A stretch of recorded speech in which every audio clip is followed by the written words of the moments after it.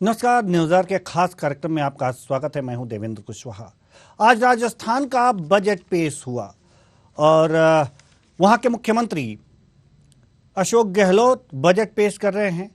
Budget की क्या मुख्य बातें हैं हम आपको बताना चाह रहे हैं। जिला मुख्यालयों पर यूथ हॉस्टल बनाए जाएंगे। जिला मुख्यालयों पर डिजिटल लाइब्रेरी बनाने की घोषणा की गई है। इस बजट में स्पेशल टास्क फोर्स गठित होगी पेपर लीक मामले पर।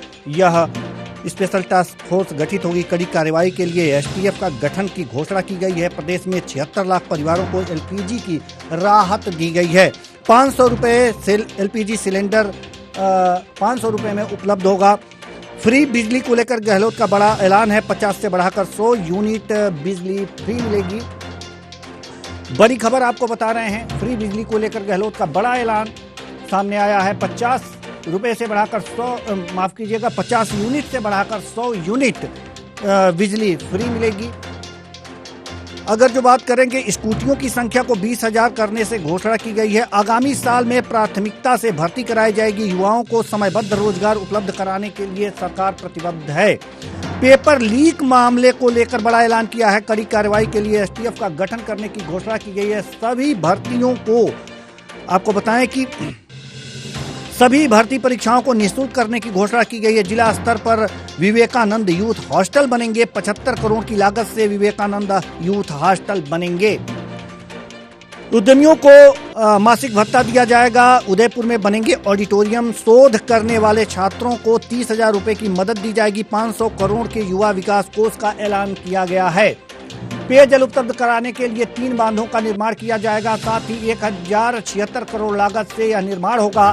19,000 करोड़ रुपए की महंगाई राहत पैकेज की घोषणा की गई है। 3 जिलों में मेडिकल कॉलेज खोलने की घोषणा की गई है।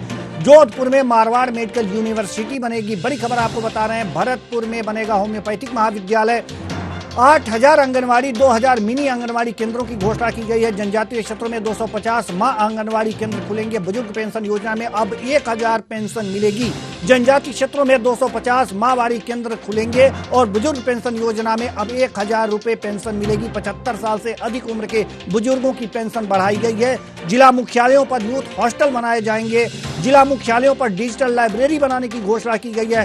स्पेशल टास्क फोर्स गठित करने की भी बात कही गई है। ये तमाम बातें हैं जो राजस्थान के बजट में कही गई है। इससे पहले एक बात और आपको बता दें कि जब सीएम अशोक गहलोत वहां पर बजट भाषण पढ़ना शुरू किए थे तो वो पुराने यानी कि पिछले साल का बजट भाषण पढ़ चुके थे और 3 पैराग्राफ पढ़ चुके थे, जिस पर टोका टिप्पणी की गई और 1 घंटे के लिए सदन की कार्रवाई स्थगित कर दी गई थी। आइए अब इस बजट पर पूर्व मुख्यमंत्री राजस्थान की वसुंधरा राजे सिंधिया का क्या कुछ कहना है आपको सुनवाते हैं।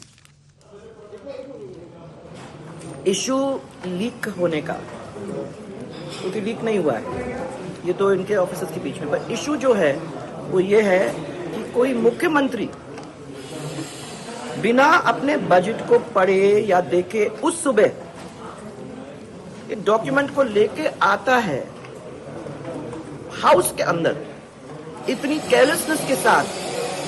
अगर वो अपने बजट को इतनी केयरलेसनेस के साथ पेश करने के लिए आया है तो आप ये समझ सकते हो कि अपने प्रदेश को किस तरीके से चला रहा है। और अगर इसी ढंग से चला रहा है तो उस प्रदेश का भट्टा तो बैठना ही है।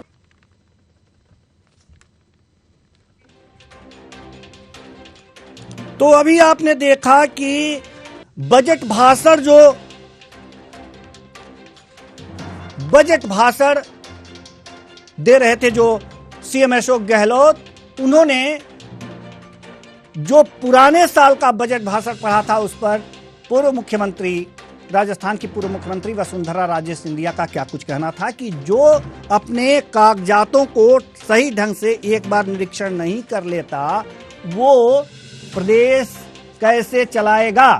ये बड़ी बात है, कहने के लिए तो आ गया है। अब ये बड़ी बात है। वास्तव में निरीक्षण होना चाहिए था, बारीकी से निरीक्षण होना चाहिए था। बजट जो है वो 1 साल का लेखा जोखा होता है आय व्यय का, और जब आप प्रस्तुत करने जा रहे हो तो सबसे पहले ध्यान देना चाहिए कि हम किस दस्तावेज को अपने साथ लेकर के सदन में आ रहे हैं और क्या पढ़ रहे हैं।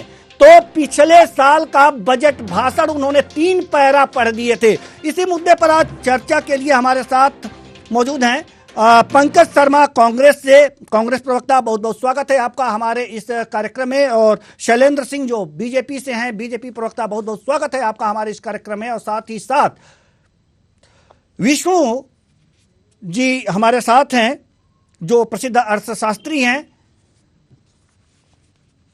आपका पूरा नाम हम जानना चाहेंगे सर, अपना पूरा नाम आप बता दें तो बेहतर होगा। ये विष्णु अग्रवाल मेरा नाम जी, विष्णु अग्रवाल जी जो अर्थशास्त्री हैं हमारे साथ मौजूद हैं। तीनों मेहमानों का एक बार और स्वागत करते हैं और चर्चा की शुरुआत करते हैं। बजट जो हुआ है आज पेश, सबसे पहले तो हम बात करेंगे पंकज शर्मा जी से।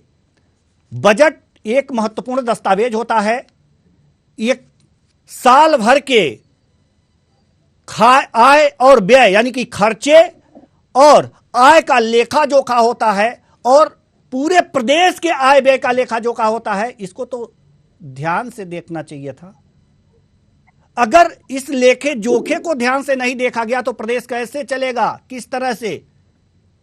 जी, मैं नहीं कह रहा, पूर्व मुख्यमंत्री वसुंधरा राजे सिंधिया ने कहा है, जवाब दीजिए।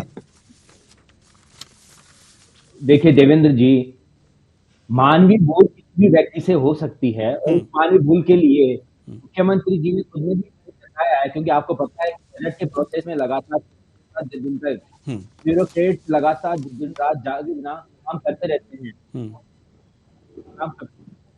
और उस काम की वजह से कहीं ना कहीं साथ आ चुका था, और उन्हें ये मुख्यमंत्री को खेत भी जताया सदन। आपकी आवाज कट के आ रही है सर, हम फिर आपके पास आएंगे। पहले आप नेटवर्क में आ जाएं कि आपकी आवाज सुचारू रूप से हमारे पास आ सके और हम सुन सकें। शैलेंद्र सिंह जी, हम आपके पास आना चाहते हैं। सवाल यहां पर यह है कि ठीक है, जैसे कि पंकज शर्मा जी ने कहा कि यह मानवीय भूल है, होती रहती है, क्या कहेंगे आप इस पे? इतनी बड़ी प्रतिक्रिया नहीं देनी चाहिए। देवेंद्र जी देखिए, देवेंद्र जी आप ये देखिए किस तरह से मुख्यमंत्री जी जब बजट भाषण पढ़ रहे थे तो उनके जो कॉन्फिडेंस था, जो उनमें एक दृढ़ निश्चय थी, एक राजस्थान के विकास पर ले जाने वाली बात थी, वो को पथ पर ले जाने वाली बात थी, वो दिखी नहीं कहीं। आप वो कहीं दिखी नहीं। आप देखिए किस तरह से वो बहुत मानसिक रूप से कमजोर दिखे, और उन्होंने जो बजटीय भाषण था उसको बिना तैयारी किए कि उसको सुबह देख लेते, और उन्होंने पुराना बजट पढ़ना शुरू कर दिया, जो मुझे लगता है कि राजस्थान के विधानसभा की बजटीय कार्रवाई में पहली बार ये हुआ है, और एक वो हास्यास्पद और एक दुखद घटना है कि आप एक जिम्मेदार पोस्ट पर बैठे हैं, आप संवैधानिक पद पर हैं, आप राजस्थान के मुखिया हैं, और राजस्थान के मुखिया को ये इस पे अपेक्षा नहीं कर सकती राजस्थान की जनता कि आप इस तरह से गैर जिम्मेदाराना तरीके से आए और बजट का भाषण पढ़ना शुरू करें। लेकिन आपने देखा होगा लगातार 4 साल जो कांग्रेस पार्टी का शासनकाल रहा, उसमें राजस्थान का क्या हाल हो गया वो आज परिलक्षित होने लगा है। आप देखिए कि ये सिर्फ मुख्यमंत्री अशोक गहलोत जी अपनी कुर्सी को बचाने के लिए, आला कमान से विरोध और लड़ाई करने के लिए, या अपने विरोधियों से निपटने के लिए पूरा इन्होंने समय लगा दिया, और ये मानसिक रूप से कमजोर हो। ठीक है, हम आज बजट पे ही चर्चा करें तो बेहतर होगा। क्या पुराने बजट थे देवेंद्र जी, जो वो भी अभी तक फलीभूत नहीं हुए हैं, धरातल पर नहीं आए। मैं आपको अगर एक एक करके बताऊंगा, पहले बजट में इन्होंने घोषणा की थी कि भाई ग्राम पंचायतों में विकास पथ बनाए जाएंगे, वो आज तक क्या हुआ उनका पता ही नहीं है। इन्होंने कहा था ग्राम पंचायतों में नंदी गौशालाएं खोलेंगी, वो खुली नहीं। इन्होंने कहा था जनता क्लिनिक खोलेंगे, ये जनता क्लिनिक नहीं खोल पाए, और थोड़े बहुत खोले हैं तो वो भी उसमें डॉक्टर और मेडिकल नहीं है, पैरा स्टाफ नहीं है। आप देखिए किस तरह से इन्हें इंग्लिश मीडियम स्कूलों को घोषणा कर दी खोलने की, ठीक है सर, हम इन सब पे आएंगे, इन्होंने बनाया नहीं। टीचर्स की नियुक्ति, ठीक है, हम इन सब पे आएंगे, इन सब पे चर्चा करेंगे सर, हम इन सब पे चर्चा करेंगे। हम तो ये बजट को क्या पूरा करेंगे? ठीक है सर, ठीक है, हम इन सब पे चर्चा करेंगे, एक एक करके चर्चा करेंगे, कुछ भी नहीं छोड़ेंगे आज।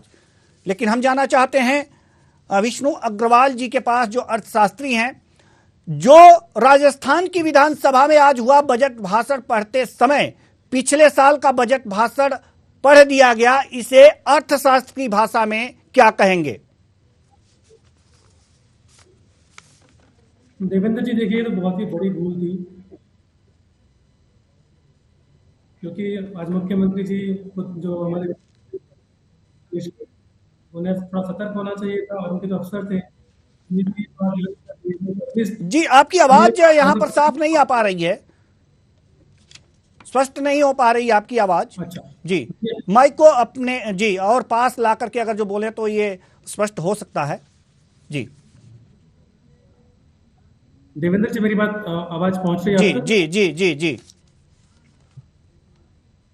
तो मेरा यही कहना रहेगा इसमें कि मुख्यमंत्री जी हमारे मुख्यमंत्री भी देश के, उनसे भी हम आगे भूल के हम कल्पना नहीं कर सकते।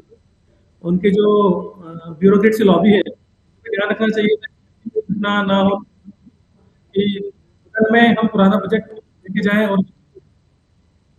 नहीं, हम ये चाहते हैं कि मुख्यमंत्री के हाथों में जो बजट के दस्तावेज आते हैं वो कितनी प्रक्रियाओं से होकर गुजरते हैं सर, हम ये जानना चाहते हैं कितने उसके बावजूद ब्यूरोक्रेट के हाथों से जी होकर गुजरते हैं वो। सब पूरा मंत्रालय उसके लिए काम करता है, जी जिसमें कि वित्त सचिव भी होते हैं जी और जो कि सारे आईएएस आरएस ऑफिसर्स होते हैं। जी होती है तो ये बहुत ही शर्मनाक और निंदनीय है। जी, ये बहुत ही शर्मनाक और निंदनीय है। आपकी आवाज साफ नहीं आ पा रही है सर, नेटवर्क में भी आ जाएं तो बेहतर होगा। आपकी आवाज सुनने में बहुत दिक्कतें हो रही हैं, हमारे दर्शकों को ये सुनाई नहीं दे रही होगी। आप नेटवर्क में आ जाएं।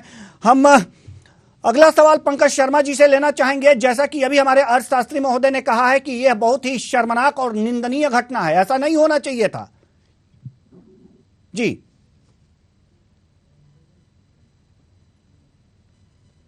आपने अगर माफी मांग ली है, खेद जता दिया है, तो उसे उसी जगह समाप्त कर देना चाहिए। क्योंकि मुझे लगता है कि कहीं ना कहीं बीजेपी तो बौखलाई हुई है, क्योंकि ये इन्होंने केंद्र सरकार के बजट में सर, बौखलाया हुआ कौन है ये साफ दिख रहा है। देखिए, बुरा मत मानिएगा, बौखलाहट में ही ये सब काम होते हैं और ये मानवीय भूल जो आप कह रहे हैं ना, वास्तव में शर्मनाक है। मुझे लगता है, मुझे सुन लीजिए देवेंद्र जी, मुझे लगता है कि कहीं ना कहीं हमें उस घटना से ऊपर उठकर राजस्थान की जनता को जो सौगातें मिली है उन पर बात करनी चाहिए। बिल्कुल करेंगे, बिल्कुल करेंगे, बिल्कुल करेंगे सर। राजस्थान की जनता के हर वर्ग को मुख्यमंत्री जी ने छूने की कोशिश की है। आप युवाओं की बात कीजिए, छात्राओं की बात कीजिए, छात्रों की बात कीजिए, युवा व्यवसायियों की बात कीजिए, उद्यमियों की बात कीजिए, महिलाओं की बात कीजिए, बुजुर्गों की बात कीजिए, सबको राहत देने का काम राजस्थान के मुख्यमंत्री अशोक गहलोत जी ने किया है। और ये हम लोगों को समझना होगा कि एक अकेली राजस्थान की सरकार है जिसने हर वर्ग को छूने का काम किया है। आप देखेंगे कि गृहिणियों के लिए 500 रुपए में सिलेंडर की घोषणा की गई है। चिरंजीवी योजना का इतिहास में पहली बार किसी प्रदेश में ऐसा हुआ राजस्थान में, जिसे 25 लाख रुपए तक का बीमा दिया गया है, इंश्योरेंस दिया गया है। उसमें 10 लाख रुपए तक का दुर्घटना बीमा भी दिया गया है। आप देखेंगे 500 करोड़ रुपए का युवा कल्याण कोष का गठन किया गया है। बच्चियों के लिए जो पेपर लीक का इश्यू है, वो राजस्थान में अकेला प्रदेश है जिसमें एसटीएफ की घोषणा की गई है। उससे पहले एंटी चीटिंग बिल बनाया गया था। मुझे बीजेपी के प्रवक्ता ये बता दें कि उन्होंने किस प्रदेश में एंटी चीटिंग बिल बनाया, एंटी चीटिंग बिल लेकर आया है।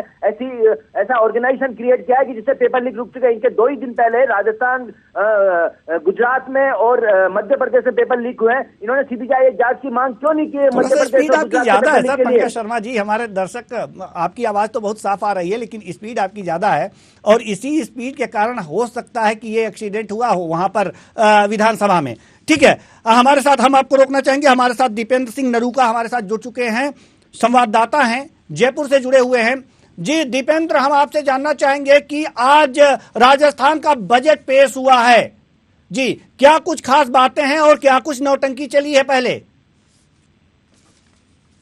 मैं आपको कि सबसे पहले तो जो 11 बजे का समय था उसमें बजट उन्होंने मुख्यमंत्री गहलोत ने पढ़ा और उसके बाद में जो महेश जोशी है मुख्य सचिव, वो आए और उन्होंने बोला कि आप गलत पढ़ रहे हैं।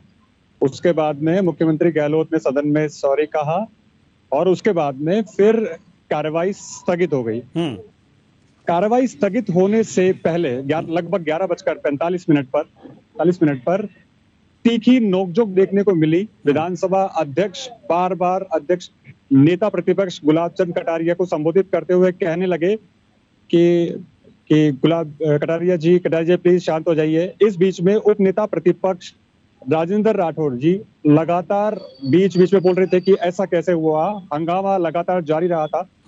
तो विधानसभा अध्यक्ष सीपी जोशी जी थोड़ा तल्ख व्यवहार में भी नजर आए। उन्होंने बार कहा उन्होंने ये भी कहा कि Rathore ji, you are the most senior leader, please ऐसा ना करें, ऐसा ना करें। तो ये पूरी की पूरी तस्वीरें पूरी राजस्थान की जनता ने देखी, पूरी देश की जनता ने देखी, जो राजस्थान का चुनावी बजट था। जी, उसके राजस्थान बाद का कुछ चुनावी समय के लिए बजट था दोबारा बजट और ये सब हुआ, ये सारे घटनाक्रम एक के बाद होते गए। हालांकि बजट पेश हुआ, थोड़ी देर बाद बजट पेश हुआ, लेकिन जब पेश हुआ तो जनता के लिए पिटारा खुल गया, जनता के लिए पिटारा खुल गया। और एक जो महत्वपूर्ण बात हम कहना चाहेंगे शैलेंद्र सिंह जी आपसे,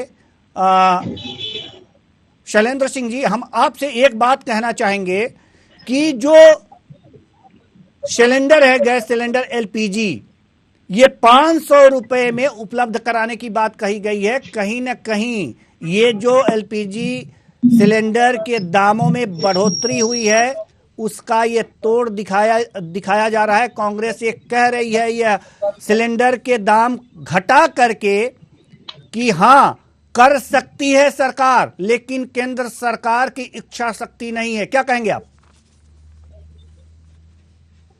देवेंद्र जी, आप देखिए, कांग्रेस पार्टी ने भारत पर 60 साल शासन किया और ये कभी ये नहीं सोच पाए कि हम महिलाओं के आंसुओं को पहुंच पाए, जो धुएं से वहां उठते थे। और वो 60-70 साल तक महिलाएं जो थी वो हमारे चूल्हे पे रोटी बनाती थी, वहां खाना बनाती थी, लेकिन कांग्रेस पार्टी की उनकी कभी सुध नहीं ली, सिर्फ नारे ही देती रही कि गरीबी हटाओ, ये करो। और अगर किसी ने वास्तविक रूप से कोई काम किया तो वो माननीय प्रधानमंत्री नरेंद्र मोदी जी ने कहा कि नेतृत्व में भारतीय जनता पार्टी ने। आप देखिए, हमने 9.5 करोड़ घरों में, गैस सिलेंडर के 9.5 दामों में करोड़ घरों कमी में करने हमने की बात कही गई गैस है बजट में। आप मुफ्त बताइए दिए हैं। गलत है या सही? जी, अर्थव्यवस्था डमाडोल हो जाएगी क्या राजस्थान की? अगर देखिए देवेंद्र जी, अगर कोई राहत मिलती है तो वो निश्चित तौर पर उस पे हम अच्छी बात है, लेकिन इनको सोचना चाहिए कि जब प्रधानमंत्री नरेंद्र मोदी जी ने कहा था कि आप सक्षम लोग हैं और सक्षम लोग सब्सिडी छोड़िए, तो करोड़ों हिंदुस्तानियों ने, नागरिकों ने सब्सिडी छोड़ी थी। तो ये आज भी अगर आप सिलेंडर दे रहे हो तो सब्सिडाइज करके दे रहे हैं। आप पहले भी 400-450 रुपए का सिलेंडर आता था, तो 700-800 रुपए सब्सिडी दी जाती थी सरकार के द्वारा। तो आप देखिए, राजस्थान में सिर्फ खुश करने के लिए इन्होंने कर्ज लेकर ये बजट बनाया है और राजस्थान का आज दिवालियापन हो चुका है। आप देखिए, कोई इन्वेस्टमेंट यहाँ आया नहीं, कानून व्यवस्था चौपट हो चुकी है। आपने मुख्यमंत्री जी को बोलते हुए देख लिया बजटीय भाषण में कि किस तरह का उनका कॉन्फिडेंस था कि वो किस तरह से वो अच्छी चीज दे रहे हैं या बुरी चीज दे रहे हैं, ये अब तक वो समझ नहीं पा रहे थे। उनकी मानसिक कमजोरी जो थी वो पूरी तरह से दिख रही थी पूरे विधानसभा में। आपने देखा, पहली बार ऐसी बात हुई कि विधानसभा अध्यक्ष को माफी मांगनी पड़ी, मुख्यमंत्री को खुद स्वयं माफी मांगनी पड़ी। बात कीजिए, गैस सिलेंडर की बात मैं कर रहा हूं। आप कह रहे हैं सब्सिडी दिया जा रहा है, इसमें माफ कीजिएगा, इसमें सब्सिडी दी जा रही है, आप ये कह रहे हैं, इसलिए गैस सिलेंडर के दाम कम किए गए हैं, लोगों को राहत देने की बात की गई है। आपके शब्दों में, अगर जो आपके शब्दों में ना कहें, अपने शब्दों में कहें तो रेवड़ियां बांटी गई हैं बजट के द्वारा, आप ये कहना चाह रहे हैं? जी, आप बिल्कुल देवेंद्र जी, जी, ठीक है सर, बिल्कुल रेवड़ियां बांटी गई हैं। हम अर्थशास्त्री महोदय के पास जाना चाहेंगे। विष्णु अग्रवाल जी हमारे साथ जुड़े हुए हैं।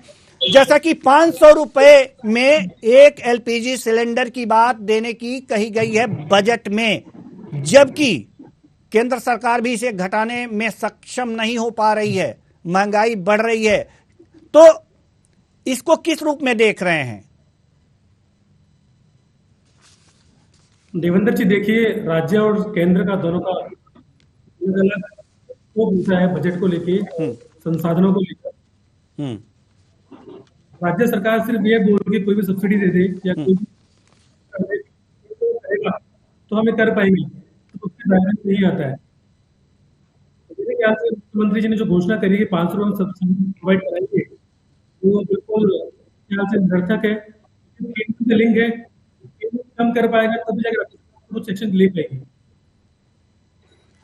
जी, आपकी आवाज जो है हम पूरी तरह से सुन नहीं पा रहे हैं, तो हम इस पर प्रतिक्रिया क्या व्यक्त करें और दूसरे लोगों से सवाल क्या करें?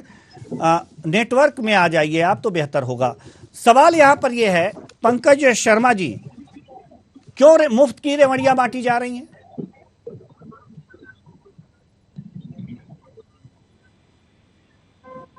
पंकज जी,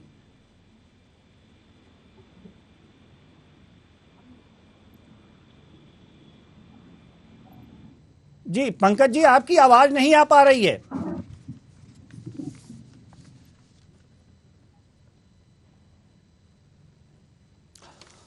शैलेंद्र सिंह जी के पास जाना चाहेंगे। जैसा कि आपने कहा कि मुफ्त की रेवड़ियां हैं, तो और भी चीजें इसमें कही गई हैं, जो बड़ी बड़ी घोषणाएं हैं उनके बारे में मैं आपको बता दूं कि अगले साल से चिरंजीवी में मेडिक्लेम प्रति परिवार 10 से बढ़ाकर 25 लाख रुपए प्रति परिवार कर दिया गया है। इसके बारे में आपका क्या कुछ कहना है? देवेंद्र जी, देखिए, ये भारतीय जनता पार्टी की योजना थी। जो भामाशाह बीमा योजना थी वो भारतीय जनता पार्टी की संकल्पना थी और हम ही लेकर आए थे, और उसको सिर्फ इन्होंने आगे बढ़ाने का काम किया है। लेकिन इसमें एक कमी ये भी रखी गई है कि जो जांचें होती हैं, ये कहते तो हम निःशुल्क जांच कराते हैं, लेकिन जितने भी प्राइवेट अस्पताल हैं वो जो सारी जांचें हैं, चाहे वो 25-30 हजार तक की जांचें हैं, उसका सारा पैसा मरीज को खर्च करना पड़ता है, जो कि चिरंजीवी योजना में कवर नहीं हो रहा है। तो ये बहुत बड़ी बात है। सिर्फ ये घोषणाएं करने से और उसको किस तरह से अगर इंप्लीमेंट करें तब जाके उसका लाभ मिल पाता है। जब मुख्यमंत्री स्वयं कहते हैं कि प्राइवेट अस्पताल लूट रहे हैं, और जब मुख्यमंत्री जाते हैं एसएमएस अस्पताल में, तब उनको मालूम पड़ता है कि जो मरीज हैं, अभिभावक हैं, वो कहते हैं कि साहब इसका लाभ नहीं मिल रहा, हमको दवाइयां बाहर से लानी पड़ रही है, इलाज नहीं हो पा रहे हैं। तो सारी बातें हैं। कांग्रेस के जो विधायक हैं वो भी धरने पे बैठे थे कि इस योजना को ढंग से लागू करें। तो निश्चित तौर पर सिर्फ गहलोत जी जनता को खुश करने के लिए घोषणाएं करते हैं, वो धरातल पर कितनी उतरती है ये उनको कोई उससे लेना देना नहीं है। उनको तो सिर्फ अपनी सीएम की कुर्सी बचानी है, और उन्होंने 4 साल में राजस्थान को गड्ढे में खड़ा कर दिया। जो भारतीय जनता पार्टी के टाइम में जो विकासशील राज्य था, वो आज जो है बिल्कुल बीमारू राज्य में आ चुका है। कर्ज लेके घी पीने वाली बातें चल रही हैं, सिर्फ कर्ज बढ़ते जा रहे हैं। देवेंद्र जी, सर ट्रैक बदल रहे हैं। सर ये चिरंजीवी मेडिक्लेम की बात हम कर रहे हैं। आपने कहा कि वास्तव में इसमें जो जांच होती है, इस सारे पैसे मरीज को खर्च करने होते हैं। जी पंकज शर्मा जी, अगर जो जांच के सारे पैसे ये मुझे एक मरीज ने बताया था कि मैं प्राइवेट अस्पताल में गया इलाज कराने के लिए चिरंजीवी योजना में, तो डॉक्टर साहब ने मुझे 10 दिन बाद की डेट दी और सारी जांचें लिख दी जो अनावश्यक जांचें थी। मेरे कम से कम 25 से 30 हजार रुपए उन जांचों में खर्च हो गए। ये कहते थे कि भाई हम निःशुल्क जांच योजना चल रही है, तो ये इसमें कवर ही नहीं है। तो वो एक तरफ तो आप उसको राहत देने की बात करते हो, एक तरफ आप उसके ऊपर जेब के ऊपर आप कुठाराघात करते हो। तो ये दो तरह की नीतियां नहीं चल सकती। ठीक है, पंकज शर्मा जी से जवाब ले लेते हैं ना। पंकज शर्मा जी, जवाब दीजिए कि आखिर जांच के लिए पैसे मरीजों से क्यों? देखिए, मैं इतना जानता हूं कि राजस्थान के मुख्यमंत्री, गांधीवादी मुख्यमंत्री अशोक गहलोत जी गरीब को गणेश मानकर काम करते हैं जी, और उसी के संदर्भ में उन्होंने लगातार राजस्थान की जनता को अच्छी सौगातें देने का काम किया है। आप देखिए कि राजस्थान के इस बार के बजट से भाजपा इतना बौखलाई हुई है कि मानवीय भूल को लेकर मुद्दा बनाने पर तुली है, और राजस्थान की जो जनता को सौगातें मिली है, भले महंगाई का राहत पैकेज देना हो, मैं आपकी बात सुन रहा हूं, मैं जवाब दे रहा हूं, मैं आता हूं पॉइंट पे जी। अब शैलेंद्र जी कह रहे हैं कि फ्री जांच योजना में इनको पैसे देने पड़े। मैं शैलेंद्र जी को यहाँ कह रहा हूँ, ओपन में चैलेंज कह रहा हूँ कि वो ये साबित कर दे, मैं राजनीति छोड़ दूंगा। वो ये साबित कर देंगे कि जो फ्री जांच योजना है उसमें पैसे लिए गए हैं, लेकिन किसी ने कुछ किया है तो ये खुद पंकज जी, मेरी बात सुन लीजिए, चिरंजीवी योजना में वो जांचें कवर नहीं हो रही है। मेरा कहना ये है, मरीज का मैं बिल दिखा दूंगा आपको लाके। ठीक है, हमारे साथ हमारे संवाददाता नरूका जी भी है, हमारे साथ हमारे संवाददाता भी है, और इस बहस में पढ़ने की जरूरत है ही नहीं। दोनों मेहमानों से निवेदन है कि इस बहस में पढ़ने की जरूरत नहीं। हमारे संवाददाता नरूका जी हमारे साथ बने हुए हैं। नरूका जी, चिरंजीवी जो योजना है इसकी क्या हालत है राजस्थान में? जैसा कि दोनों मेहमान हमारे अभी कह रहे हैं कि नहीं, इसमें जांच के पैसे, एक मेहमान कह रहे हैं कि जांच के पैसे लिए जाते हैं और एक मेहमान कह रहे हैं कि जांच के पैसे नहीं लिए जाते। जी देखिए, इसमें चिरंजीवी योजना को लेकर दोनों ही जो बातें हैं कि किसी तरह की कोई समस्या नहीं है, ये भी सामने देखने को आया है। लेकिन समस्या ये भी है कि कई जगह पर जांचों को बाहर से करवाना पड़ता है, या फिर कोई जांचें ऐसी होती है कि वो बाहर से करवा के और उसके बाद में मरीज एडमिट होता है अस्पताल में, और उसके बाद में उसकी इलाज शुरू होता है। इसके अलावा ये प्रक्रिया की तो जटिलता है। वो इतनी आसान नहीं है जितना कि सिर्फ कहने भर में कह दी जाती है कि चिरंजीवी योजना है। हो सकता है कि मरीजों को इसका फायदा मिल रहा हो, लेकिन ये भी देखने को मिला है कि कुछ जांचें उनको बाहर से करवानी होती है और उसके बाद में जो प्रक्रिया शुरू होती है फॉर्म भरने के बाद में, और फिर मरीज का इलाज होता है। जी, तो काफी जटिल प्रक्रिया है, इसे आसान बनाने का काम सरकार को करना चाहिए कि जिससे मरीज को राहत मिले, नहीं तो ये जांच और ये फॉर्म भरने की प्रक्रिया में ही आदमी बीमार पड़ जाए। जी, हम विष्णु अग्रवाल जी के पास आना चाहेंगे। जैसा कि गैस सिलेंडर की बात हो रही थी और आपसे मैं कुछ कमेंट्स चाह रहा था उस पर अर्थव्यवस्था के बारे में, और आपकी आवाज प्रॉपर नहीं आ पा रही थी हमारे पास, तो हम पुनः वही सवाल आपसे दोहराएंगे, उसका जवाब लेना चाहेंगे, क्योंकि हमारे दर्शक भी बड़ी उत्सुकता से इस जवाब का इंतजार कर रहे होंगे कि आखिर 500 रुपए में सिलेंडर जब राजस्थान की सरकार दे सकती है तो केंद्र की सरकार क्यों नहीं दे सकती? कारण क्या है? करना और उसे एग्जीक्यूट करना दोनों में बहुत डिफरेंस है जी, जैसे माननीय मुख्यमंत्री ने पहले भी कहा था कि हम पेट्रोल और डीजल के भाव कम कर देंगे, बशर्ते केंद्र उस पर अपनी ड्यूटीज कम कर दे। तो वैसे ही गैस सिलेंडर के ऊपर भी है कि ये केंद्र का मामला है, और अंत में जाके यही होगा कि मुख्यमंत्री यही कहेंगे केंद्र ने तो हमें फायदा नहीं दिया, तो हम जनता को फायदा नहीं पहुंचा पा रहे हैं। तो केंद्र और राज्य दोनों का बाइफर्केशन है चीजों को लेके। जो केंद्र की योजनाएं हैं वो केंद्र को पूरा कर रहे हैं, जो राज्य की योजनाएं हैं जो राज्य को पूरा कर रहे हैं। सिर्फ घोषणा भर कर देने से ऐसा नहीं है कि हाँ वो गैस सिलेंडर 500 में मिल जाएगा। जी, सिर्फ घोषणा कर देने से ऐसा नहीं है कि 500 रुपए में मिल जाएगा। कहीं मुख्यमंत्री जी ऐसा ना कहें कि केंद्र ने हमें कोई सहायता नहीं दिया इसलिए हम नहीं कर पाए गैस सिलेंडर सस्ता। बाद में ये बातें तो नहीं होंगी। पंकज शर्मा जी, सवाल आपसे है, जैसा कि हमारे अर्थशास्त्री महोदय ने कहा है। देखिए, मुझे ऐसा लगता है कि जो केंद्र सरकार को जिम्मेदारियां निभानी चाहिए थी वो राजस्थान के यशस्वी मुख्यमंत्री आदरणीय अशोक गहलोत जी लगातार निभा रहे हैं। जो महंगाई से राहत केंद्र की सरकार को देना चाहिए था वो राजस्थान के मुख्यमंत्री अशोक गहलोत जी ने दी है। आप देखेंगे कि जिस केंद्र नहीं, अभी दी नहीं है, अभी तो घोषणा की है। मेरी बात सुन लीजिए, लेट मी कंप्लीट फर्स्ट। जिस महंगाई को केंद्र की सरकार को कम करना चाहिए था, जिस आटा दाल चावल पे केंद्र की सरकार ने जीएसटी लगा दिया, वो आटा दावल चावल को राजस्थान के मुख्यमंत्री ने फ्री करके गरीब को गणेश मानकर उनके घर तक पहुंचाने का काम किया है खाद्य सुरक्षा अधिनियम के तहत। और उन लोगों को food packet, Annapurna food packet लोगों को, गरीबों को घर तक पहुंचाए जाएंगे।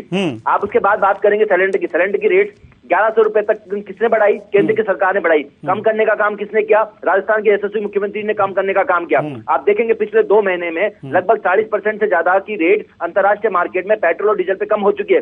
लेकिन सिर्फ 1 रुपए का बात वही है ना, मेरी बात सुन लीजिए, 1 रुपए का भी डिस्काउंट केंद्र की सरकार ने देने का काम अब तक नहीं किया है। लगातार राजस्थान के मुख्यमंत्री जी स्वास्थ्य हो, भोजन हो, शिक्षा हो, युवाओं के विकास के लिए, महिलाओं के लिए बात करने दीजिए सर, हमें फैक्ट पे बात करने दीजिए। पंकज शर्मा जी, पेट्रोल डीजल और गैस पर ही बात कर रहा हूं मैं। नहीं, मेरी बात सुन लीजिए ना।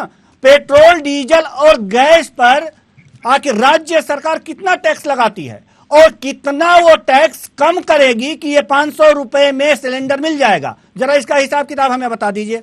देखिए सर, मैं आपसे ये पूछता हूँ, केंद्र सरकार डीजल और पेट्रोल पे कितना टैक्स लगाती है? आप बताइए जनता को, और राजस्थान सरकार ने कितना लगाया? आपने कम किया है ना सर, पहले आप बताइए। आपने कम किया है ना, कांग्रेस ने कम किया है। अरे सर, हम तो अपनी जेब से दे ही रहे ना, अपनी जेब से दे ही रही है ना राजस्थान की सरकार, तभी तो 500 रुपए का सिलेंडर उज्ज्वला गैस वाले लोगों को, बीपीएल लोगों को मिलेगा। ये तो आप बताइए जनता को। जब मुझे लगता है जनता को गुमराह नहीं करना चाहिए। बिल्कुल नहीं, जनता को गुमराह कोई न करे, चाहे बीजेपी हो या कांग्रेस हो, जनता को कोई गुमराह न करे। हमारे साथ अर्थशास्त्री महोदय, जनता को गुमराह कोई न करे, जनता को गुमराह कोई न करे, क्योंकि जनता को गुमराह करके ही सत्ता पर काबिज होती हैं पार्टियां और बाद में अपने वचन से मुकर जाती हैं। जैसा कि हमारे पंकज शर्मा जी, हम फैक्ट पे बात कर रहे हैं, हम फैक्ट पे बात कर रहे हैं सर, हम फैक्ट पे बात कर रहे हैं। हम अच्छी बातें हैं, कंप्लीट करता हूं आपकी बात को। ये अच्छी बात है सर, ये अच्छी बात है कि 500 रुपए में गैस सिलेंडर मिले, ये अच्छी बात है सर, 500 रुपए में गैस सिलेंडर मिले। लेकिन जो उसमें जो आप सब्सिडी दे रहे हैं गैस सिलेंडर पे, उसकी पूर्ति आप कहां कर रहे हैं, ये बताइए। मेरी बात सुनिए, अब मुझे आप बीच में इंटरप्ट नहीं करेंगे, मेरी बात सुनेंगे। बिल्कुल। आप ये बताइए देश को कि देश के प्रधानमंत्री आदरणीय मोदी जी ने 2014 में देश से वादा किया कि बहुत हुई महंगाई की मार, अब की बार मोदी सरकार। महंगाई के लिए क्या दिया केंद्र सरकार ने बजट में, बताइए जनता को आपने। मुख्यमंत्री राजस्थान के अशोक गहलोत जी ने तो 19,000 करोड़ का राहत पैकेज दिया है, ये आपको देखना होगा। इसके बाद बहुत हुई पेट्रोल डीजल की बात, अब की बार मोदी सरकार। क्या हुआ, पेट्रोल डीजल पे किसने सब्सिडी दी, किसने वैट और टैक्सेस को कम किया, एक्साइज ड्यूटी किसने कम की, आपको बताना चाहिए देश को कि बजट में क्या दिया। जब इसी दौर में मुख्यमंत्री जी, राजस्थान के यशस्वी मुख्यमंत्री अशोक गहलोत जी लगातार जनता को राहत देने का काम कर रहे हैं। आपने देखा सामाजिक सुरक्षा पेंशन बढ़ाई है, लोगों के स्वास्थ्य में जो सबसे ज्यादा खर्चा होता है उस खर्च को कम करके 25 लाख तक की चीजों का इंश्योरेंस दिया है, जिससे लोगों की जेब पे कम असर होगा, लोगों के जेब में पैसा बच सकेगा। 100 यूनिट तक बिजली फ्री करी है, लोगों की जेब पे कम भार होगा। ये जनता के लिए ही है, जनता के लिए लगातार काम करने का काम राजस्थान की अशोक गहलोत सरकार करती आई है। और एक चीज मान के चलिए देवेंद्र जी, राजस्थान की सरकार, कांग्रेस की सरकार हमेशा से ये बात मानती कि जो राजस्थान की आखिरी कतार में बैठा हुआ व्यक्ति है उसका भला कैसे हो सका है, उसे विकास की सौगातें कैसे पहुंच सके, उसका डेवलपमेंट कैसे हो सके,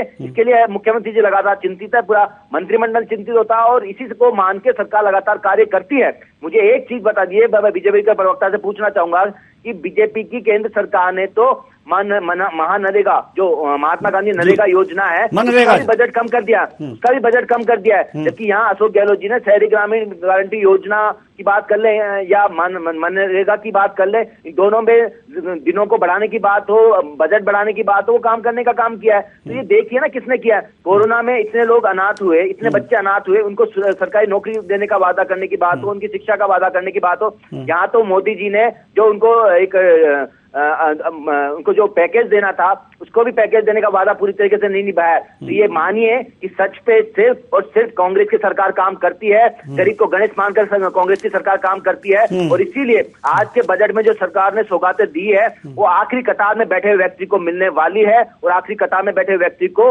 इससे राहत मिलेगी, मैं आपको दावे के साथ कह सकता हूँ। जी, रोजगार के लिए क्या कर रही है सरकार बजट में? रोजगार के लिए मुख्यमंत्री जी ने आपको आंकड़े बताए कि 3 लाख से ज्यादा लोगों को मुख्यमंत्री जी ने पिछले 4 साल में नौकरियां दे दी है। कुछ नौकरियां उन्होंने आज भी क्रिएट की है, भले फूड सेफ्टी ऑफिसर्स की हो, कुछ और नौकरियां आने वाली है। उसके अलावा संविदा कर्मियों को 1 लाख से ज्यादा संविदा कर्मियों को नियमितीकरण किया, 30,000 से ज्यादा लोगों के लिए को जॉब फेयर से नौकरियां दी। इसके अलावा अब 100 से ज्यादा जॉब फेयर और लगेंगे। ये सारी प्रक्रिया है वो युवाओं को ध्यान में रखते हुए, उनकी जॉब को ध्यान में रखते ही है। स्किल डेवलपमेंट यूनिवर्सिटी का भी डेवलपमेंट और किया जाएगा, उसका भी कोर्स बढ़ा दिया जाएगा। आपने देखा है कि माइनिंग यूनिवर्सिटी लेके आ रहे हैं और इसके अलावा एविएशन यूनिवर्सिटी लेके आ रहे हैं। तो युवाओं को ध्यान में रखते हुए ही पूरा बजट बनाया गया है। आपको अब रोकना चाहेंगे, थोड़ी देर के लिए रोकना चाहेंगे और जाना चाहेंगे जो हमारे शैलेंद्र सिंह जी हैं बीजेपी के प्रवक्ता जी, हम आपसे जानना चाह रहे हैं कि जो पिछली घोषणाएं सरकार ने की थी बजट में उसे कितना पूरा किया। फिर हम विष्णु अग्रवाल जी के पास जाना चाहेंगे जो हमारे अर्थशास्त्री हैं। जी, पहले आप बताइए।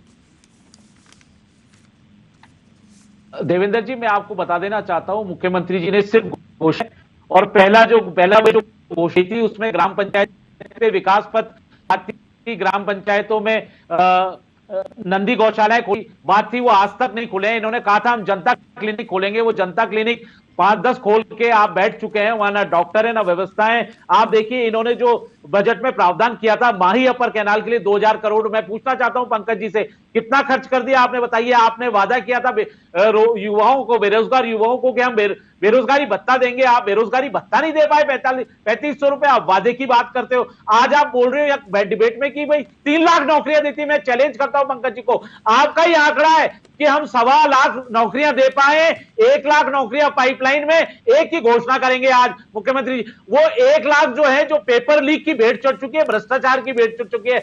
युवा जो है हर 15 महीने में आंदोलन करता है, ये तो आपने युवाओं की हालत कर दी। जो ये कह रहे थे कि पेपर लीक पे बहुत कठोर निर्णय लिए, मैं इनको बता देना चाहता हूं जब से कानून बना उसके बाद से 3 पेपर लीक हो गए। कांस्टेबल का पेपर लीक हो गया, वन रक्षक का पेपर लीक हो गया, 2nd ग्रेड टीचर का पेपर लीक हो गया। तो इनकी कानून व्यवस्था लचर हो चुकी थी। आप देखिए किस तरह से हावी है, माफिया है, और जिन्होंने सिर्फ दलालों को पकड़ा है, जो इनके खुद के पूर्व मुख्यमंत्री, उप मुख्यमंत्री हैं, पूर्व अध्यक्ष है, वो कहते हैं सिर्फ दलालों को पकड़ा है। बेरोजगारी भत्ता की बात हम कर लेते हैं सर, हम बात समझ में आ गई। ठीक है, तो बिजली, देवेंद्र जी आप देखिए इन्होंने इंफ्रास्ट्रक्चर आपने इंग्लिश मीडियम स्कूल खोल दिया, उसका कोई इंफ्रास्ट्रक्चर नहीं था, टीचरों की कोई नियुक्ति नहीं करी, हिंदी मीडियम स्कूलों में ही आपने खोल दिया। आज वो कितनी बुरी स्थिति में, आप देखिए कहते थे हम ड्रेस दे रहे हैं, यहां भी घोषणा कर रहे हैं, और ड्रेस का किस तरह से, कितने, क्या 200 रुपए में ड्रेस ली जाती है? किस तरह से इन्होंने इस योजना का इंफ्रास्ट्रक्चर पर भी बात करेंगे सर, लेकिन हम बेरोजगारी पे बात कर रहे हैं, बेरोजगारी पे बात कर रहे हैं, बेरोजगारी भत्ता की बात की गई थी। तब जी, 50 सिंह यूनिट साहब, सिंह इन्होंने साहब, फ्री सिंह करी। साहब, सिंह तो साहब, आप सिंह साहब। देखिए पेट्रोल डीजल की जो है बात कर रहे हैं देवेंद्र जी, सिंह मैं साहब, इसको इनको बता देना चाहता हूं, केंद्र की नरेंद्र मोदी सरकार ने 2 बार 5 रुपए 10 रुपए पेट्रोल डीजल पे कम किए हैं। यहां पे राजस्थान में आप देखिए डीजल पर 19.17% और यहाँ पेट्रोल पे 31 समथिंग रुपए जो है वो वैट ले रही है सरकार, और आप यहां नहीं करना चाह रहे। आपने आज इस राजस्थान को कर्जा लेके, ठीक है सर, हम बेरोजगारी पे बात कर रहे हैं, हम बेरोजगारी वाले मुद्दे पे बात कर रहे हैं, बेरोजगारी के मुद्दे पे बात कर रहे हैं। ठीक है, बात आपकी समझ में आ गई ना सर? कितना लंबा तक नहीं दे पाए, कितना लंबा एक ही बात कर रहे हैं। राजस्थान ठीक है, हम उस पे आ जाएंगे ना, इंफ्रास्ट्रक्चर पर भी बात करेंगे, लेकिन जब आप बोलते रहेंगे हम एक एक करके बात नहीं कर पाएंगे। एक एक करके बात करें, एक एक जवाब लेते जाए तो अच्छा होगा सर। आपको पूरा मौका दिया जाएगा, बशर्ते एक एक बात पर, एक एक मुद्दे पर और गहनता से बात हो तो बहुत अच्छा लगेगा। जी, बेरोजगारी की बात हो रही थी, आपने कहा है कि बेरोजगारी भत्ता की बात की गई थी पिछले बजट में, लेकिन यह सरकार ने बेरोजगारी भत्ता क्यों नहीं दिया? हम पंकज जी से पूछना चाहते हैं क्यों नहीं दिया, और इसकी क्या गारंटी है कि अगर जो बेरोजगारी भत्ता नहीं दिया तो ये 500 रुपए में गैस सिलेंडर देगी ही सरकार? देखिए, मैं आपको भी कह रहा हूं और शैलेंद्र जी भी मेरे सामने बैठे हैं, उनको भी कह रहा हूं कि वो ये प्रूव कर दें कि हम लोगों ने बेरोजगारी भत्ता नहीं दिए। जो लोग एलिजिबल थे उनको बेरोजगारी भत्ता दिया गया है और लगातार दिया गया है, लेकिन केवल ये रूमर फैलाना, देखिए बीजेपी की कथनी और करनी में हमेशा से फर्क रहा है। अरे आप बताइए ना कितने लाख लोगों को दिया, कितने एम्प्लॉयमेंट एक्सचेंज में आए? झूठ बोलना आसान है, आज बेरोजगार युवा मांग रहा है, आपने उसमें कंडीशंस लगा दी, सारे छोड़ के चले गए। आप 2.5-3 लाख लोगों को भी आप दे नहीं पाए, छात्रों को आप बेरोजगारी भत्ता 2.5-3 लाख को भी नहीं दे पाए। आप पेपरों में आंकड़े देखिए, और कितने लोगों ने, 25 लाख लोगों ने, छात्रों ने भरा था बेरोजगारी भत्ता के लिए। तो मुझे आंकड़े बताइए ना, कितने लोगों को नहीं दिए, ये बताइए आंकड़े, अगर आपके पास है तो आंकड़े, लेकिन ऐसा झूठ मत आप बताइए कितने लोगों को दिए। मैंने कहा ना, आप जो लोग बताइए लाइव डेटा, हवा में बात नहीं करते पंकज जी, हवा में बात कर रहे हो आप जी। नहीं, हवा में बात नहीं कर रहा, मैं तो फैक्ट पे बात करता हूं, और इसीलिए मैं जो बात है वो रात रख रहा हूं। लेकिन आप जो झूठ का पुलिंदा लेकर बैठे हैं ना, वो झूठ को फैलाने से रोकने की काम करने का काम मेरा काम करना है। आपको ये जानना चाहिए कि जो जनता है उस जनता को एम्प्लॉयमेंट, आप एम्प्लॉयमेंट एक्सचेंज की शीट लेकर आइए, उसमें कितने लोग बेरोजगार विद्यार्थी एनरोल्ड हुए थे और कितनों को आपने दिया, लाइए ना। अखबार में मैंने पढ़ा था अभी 10 दिन पहले, आपने मुश्किल से 2.5 से 3 विद्यार्थियों को सिर्फ बेरोजगारी भत्ता दिया है। 25 लाख एनरोल्ड हुए थे बेरोजगार युवा। मैंने क्या कहा कि योग्यता के हिसाब से बेरोजगारी भत्ता दिया गया है, उसके कुछ पैरामीटर्स होते हैं। किसी ने एनरोल करा दिया तो इसका मतलब ये थोड़ी नहीं हो गया, जैसे हम किसी पेपर में रजिस्ट्रेशन शर्तें लगा दी, आपने तो शर्तें लगा दी, काम हमें करो तेज आकर, दूसरे जिलों में काम करो, गांव में काम करो। अरे विद्यार्थी पढ़ेगा या काम करेगा? आप नौकरी देने में युवाओं को विफल हुआ है राजस्थान। अच्छा, पूरा राजस्थान युवा इसीलिए हर 15 दिन में आंदोलन करते हैं। यूपी में आंदोलन करना पड़ता है, गुजरात में आंदोलन करना पड़ता है। आपने युवा नेताओं को, जो बेरोजगार युवा नेता है, उनको लाठियां दी हैं, उनको जेल भेजा है। बिल्कुल बिल्कुल बिल्कुल बिल्कुल, बात रखने का पूरा मौका हमारे सभी मेहमानों को मिल रहा है, बात रखने का पूरा मौका हमारे सभी मेहमानों को मिल रहा है। विरोध कर रहे हैं कि आप नियम गलत बना लाए। ठीक है सर, आपका कहना है कि बेरोजगारी भत्ता के लिए नियम शर्तें लागू कर दी गई, नहीं मिला, बहुतों को बेरोजगारी भत्ता नहीं मिला, और आप कह रहे हैं कि जो भी एलिजिबल थे उनको बेरोजगारी भत्ता मिला, जो भी योग्य थे, जो भी उनकी शर्तों को पूरा करते थे, उन्हें बेरोजगारी भत्ता मिला। हमारे साथ हमारे संवाददाता नरूका जी भी जुड़े हुए हैं, हम सीधे उनके पास चलते हैं सर, सीधे उनके पास चलते हैं जी। हमारे जो संवाददाता हैं जी, नरूका, हम आपसे जानना चाहते हैं कि बेरोजगारी भत्ता की क्या स्थिति थी राजस्थान में? देखिए, बेरोजगारी भत्ते की बात करें तो जहां तक पिछले सरकार से और इस सरकार के तुलना करें तो जाहिर सी बात है कि जो तस्वीर है वही बाकी जो योजनाएं हैं उसी की तरह है, और जो बेरोजगार है जैसा कि बताया जाता है कि इतने भत्ते दे दिए, इतने हजारों की संख्या में, लाखों की संख्या में भत्ते दे दिए गए हैं। लेकिन इसमें भी प्रक्रिया की बात करें तो जो प्रक्रिया है उसमें जटिलता है। अगर कोई आम बेरोजगार इसके लिए अप्लाई करना चाहता है तो उसे पहली बात तो ये पता ही नहीं है कि उसे अप्लाई कैसे किया जाए। तो ज्यादा ध्यान अगर इस पर दिया जाता कि बेरोजगार भत्ता इस तरह से मिलेगा, उसको लेकर प्रचार प्रसार किया जाता तो शायद ये संख्या ज्यादा देखने को मिलती थी। लेकिन स्थिति वही है जो बाकी योजनाओं की है। ठीक है, हम विष्णु अग्रवाल जी के पास जाना चाहेंगे, हमारे साथी हैं, बड़ी देर से हम लोगों की बहस सुन रहे हैं जी। विष्णु अग्रवाल जी, बेरोजगारी भत्ता की जहां तक बात है, कई सरकारें ये करती हैं कि हम बेरोजगारी भत्ता देंगे, लेकिन नियम और शर्तें यहां पर राजस्थान में लागू कर दी गई थी कि किस प्रकार का बेरोजगार होगा तो उसे बेरोजगारी भत्ता मिलेगी। लेकिन बेरोजगार तो बेरोजगार होता है, अगर जो पढ़ा लिखा है, नौकरी की तलाश में है, तो उसमें नियम शर्तें क्यों? देखिए देवेंद्र जी, भत्ता देना, फ्रीबीज देना या मुफ्त में प्रिविलेज बांटना किसी भी समस्या का समाधान नहीं है जी। और यार अर्थव्यवस्था को लॉन्ग टर्म में नुकसान ही पहुंचाते हैं। तो यदि हमें लॉन्ग टर्म में कुछ चीज सोल्यूशन चाहिए तो हमें उससे रोजगार जनरेट करने पड़ेंगे, हमें बिजनेस को प्रमोट करना पड़ेगा। हम नौकरी नहीं दे पा रहे हैं तो हमें अर्थव्यवस्था को सुचारू चलाने के लिए बिजनेस को, उद्योगों को बढ़ावा देना पड़ेगा। और जैसे हम सब जानते हैं राजस्थान में उद्योगों की बहुत कमी है। अभी जो राजस्थान इन्वेस्ट समिट हुआ था उसमें बहुत सारे लोगों ने एमओयू भी साइन हुए 10,000 करोड़ रुपए के, बट वो धरातल तक कितना आ पाए वो सबको पता है। उससे बहुत सारे लोग ब्रेकआउट कर जाते हैं हर बार और एग्जीक्यूट नहीं हो पाते हैं। तो बेरोजगारी भत्ता एक डिफरेंट चीज है और अगर हर सरकार घोषणा कर देती है तो उसमें बाद में कुछ ऐसी कंडीशन सेट ऑन कर दी जाती है जो कि लोग पूरा नहीं कर पाते और उस वजह से सरकार तो बच जाती है। पर ये समस्या का समाधान नहीं है, तो हमें रोजगार डेवलप करना पड़ेगा सरकार को। इसी शॉर्ट टर्म विजन को देखते हुए एक साल बजट लेकर चलेंगे तो कुछ भी नहीं हो पाएगा जी। पंकज शर्मा जी, हम आपके पास आना चाहेंगे।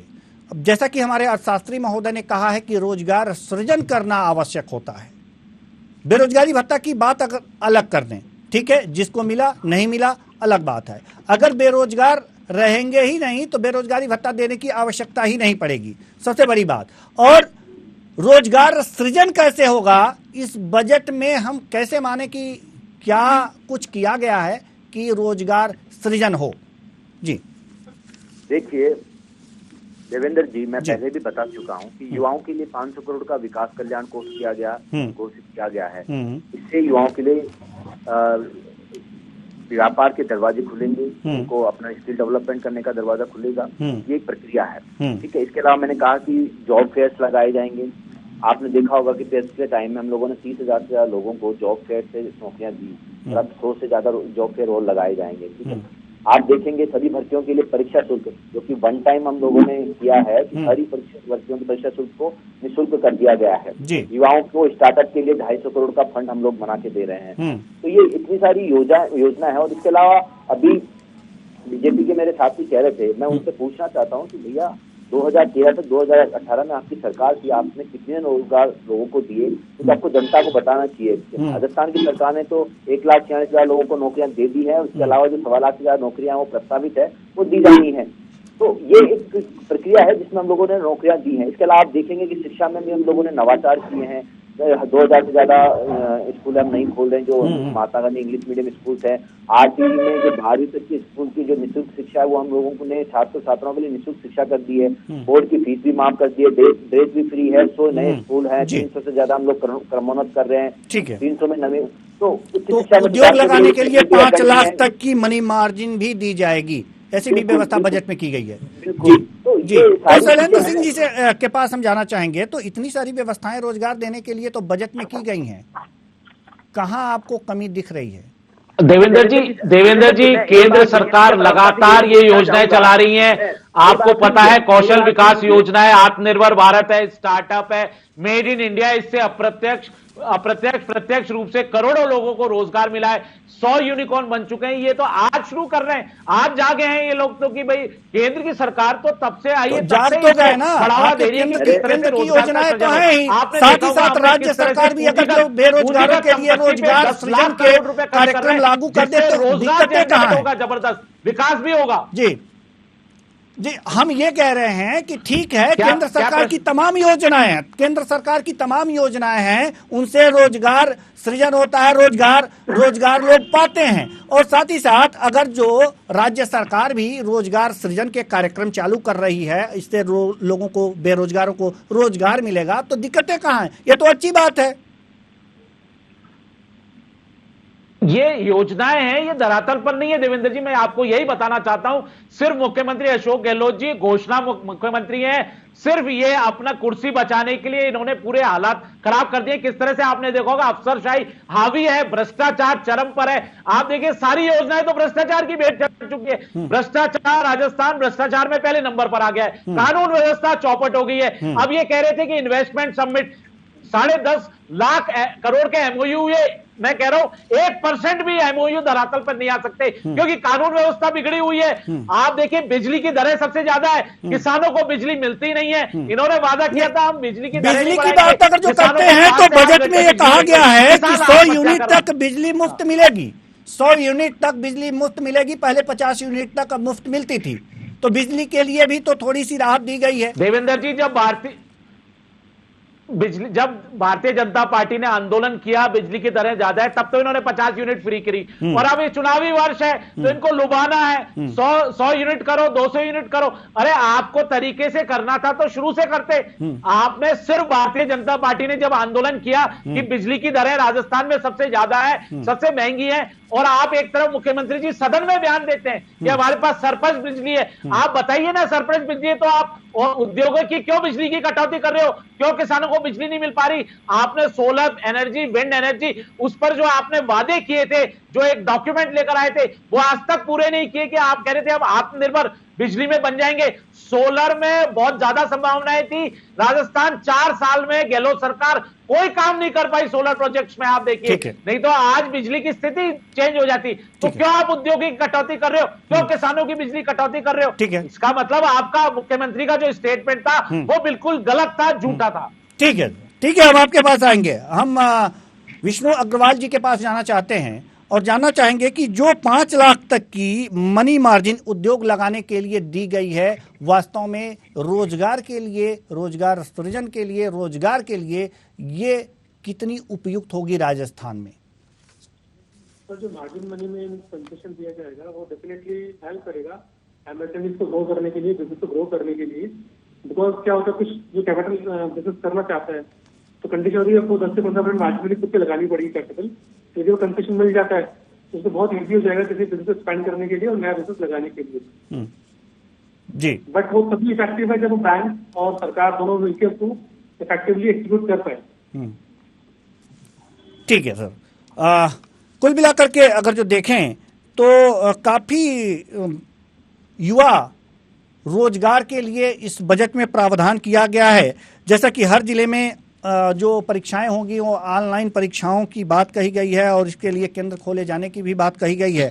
250 करोड़ की लागत इसमें आएगी, ये व्यवस्था सरकार ने की है। और असली बात अगर जो आपको कहें तो 100 फूड अधिकारियों की भर्ती की बात भी कही गई है। जी, ये जो फूड अधिकारी की भर्ती है ये भी कही गई है इस योजना में। और आते हैं अब अगर जो बेरोजगारी और रोजगार की बात अगर जो कर लेते हैं, लेकिन सबसे बड़ा सवाल यहाँ पर यह हो जाता है कि जो भी योजनाएं हैं वो धरातल पे आनी चाहिए, धरातल पे नहीं आती हैं। ऐसा शैलेंद्र सिंह जी का कहना है कि जो योजनाएं हैं रोजगार से संबंधित तो धरातल पे नहीं आती हैं। ऐसा क्यों होता है सर? विष्णु अग्रवाल जी, हम आपसे जानना चाहते हैं कि योजनाएं तो बन जाती हैं कागजों में अच्छी और देखने, पढ़ने, सुनने में अच्छी लगती हैं, लेकिन धरातल पे क्यों नहीं आ पाती? सर, योजनाओं को घोषणा करना बहुत आसान होता है, कथनी और करनी में जो फर्क हम कहते हैं, जो हमने कहा है उसको करना बहुत ही मुश्किल काम होता है। जी, कथनी और करनी में अंतर होता है और इसलिए केवल अगर जो कथनी कर दिया जाए और उसे करनी में न उतारा जाए तो ये चीजें अच्छी नहीं होंगी। अगला हम बात करेंगे महिलाओं और बच्चों के बारे में। इस बजट में क्या कहा गया है, महिलाओं और बच्चों के बारे में क्या ये बजट कह रहा है, इसके बारे में हम चर्चा थोड़ा सा कर लें, जल्दी से कर लें क्योंकि हमारे पास समय की भी बहुत कमी है।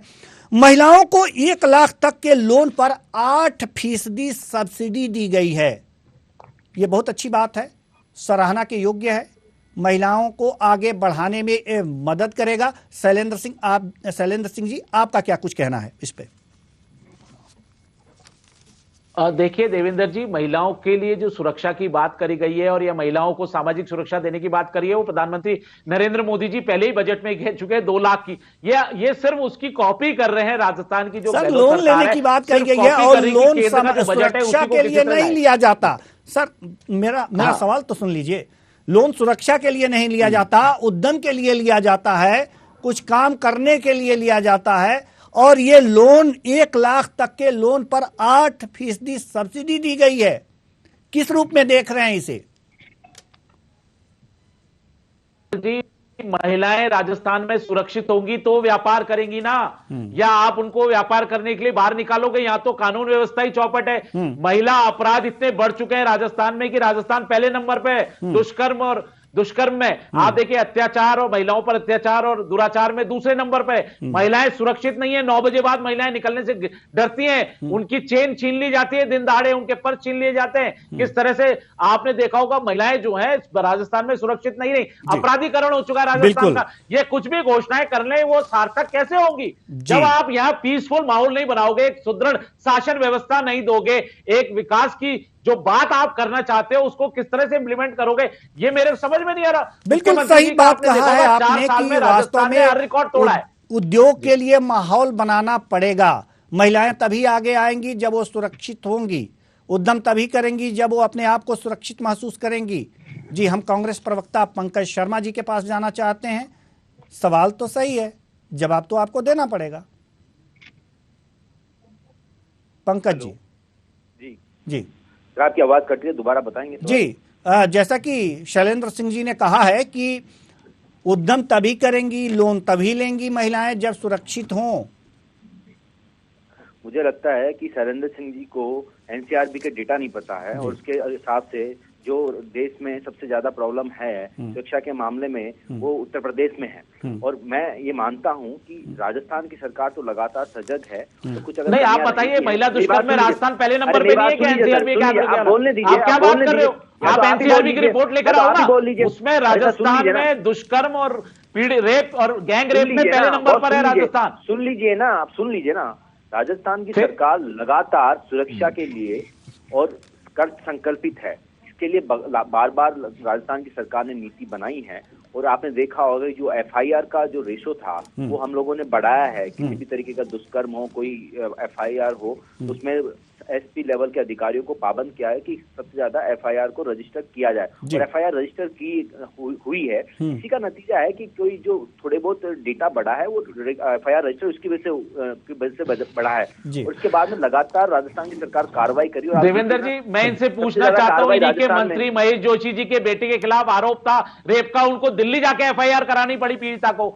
इन्हीं के विधायक जौहरीलाल मीणा जी का, जब आपने देखा होगा इन्होंने क्लीन चिट दे दी गहलोत सरकार की पुलिस प्रशासन ने। यही है सर, हमारे पास समय की कमी है। कुल मिलाकर कहने का तात्पर्य यही है कि वास्तव में जब अपराधों में कमी आएगी तभी उद्यमशीलता आगे बढ़ेगी, और तभी जो है व्यापार फलेगा फूलेगा। तो अपराध में कमी होनी चाहिए, अगर जो नहीं है तो कमी करने की जिम्मेदारी भी सरकार की है, और ऐसी ऐसी जन कल्याणकारी योजनाएं लाने की जिम्मेदारी भी सरकार की है, लोगों के जीवन स्तर को ऊंचा उठाने की जिम्मेदारी भी सरकार की है, और वो बजट में परिलक्षित होता है क्योंकि वो 1 साल के आय और व्यय का ब्यौरा होता है। बहुत बहुत धन्यवाद सभी मेहमानों का, आप आए और अपने अपने विचार साझा किए। तो कुल मिलाकर के बजट पेश हो गया राजस्थान का, लेकिन विपक्ष ये कह रहा है कि ये बजट सिर्फ दिखावा है, कथनी और करनी में अंतर होता है। पहले जो बजट में कहा गया था वो पूरा ही नहीं हुआ, तो इस बजट में जो लोक लुभावन वादे किए गए हैं,